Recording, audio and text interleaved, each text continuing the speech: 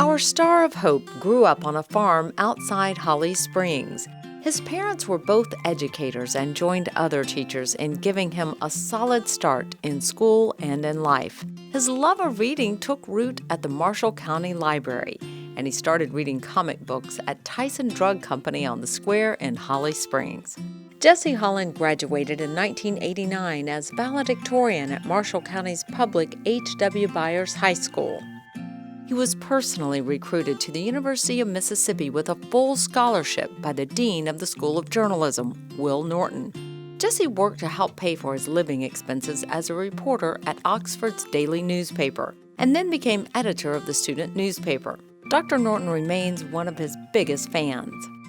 He is a person of character, a young man with enormous integrity, and he cares for people. When you meet him, it's as if you've known him your whole life. I'm so proud that I had a chance to know this young man for his entire life. He has made a difference in my life by his example of how you're supposed to be.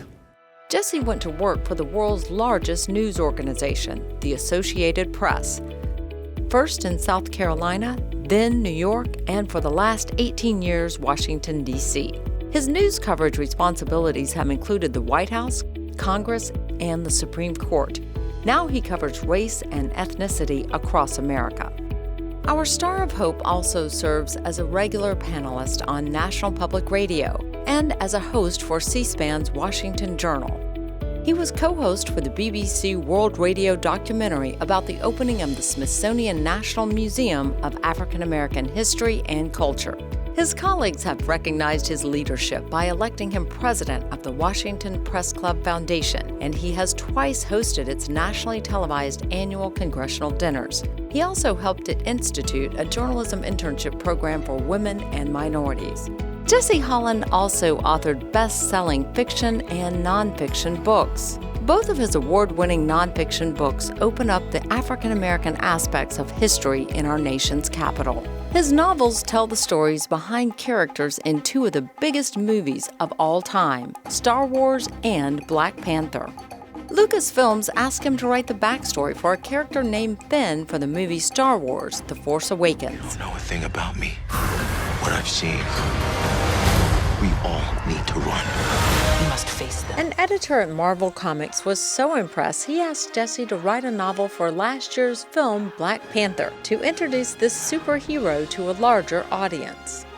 Thanks to his years of comic book reading that started in Holly Springs, Jesse already knew about Black Panther.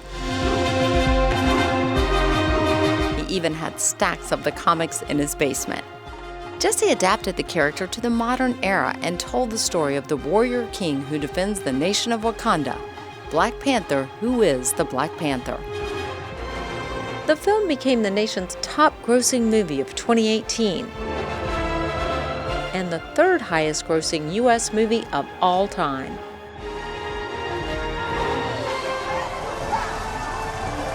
Wakanda forever! Wakanda forever! This movie puts people of color in the forefront. The main character is a person of color. The majority of the cast are people of color. So we're finally getting to see the diversity of America reflected back to us on screen.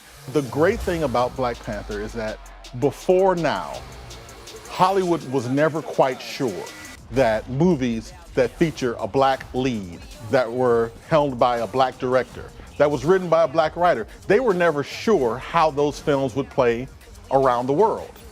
With the success of Black Panther, that myth has been shattered forever.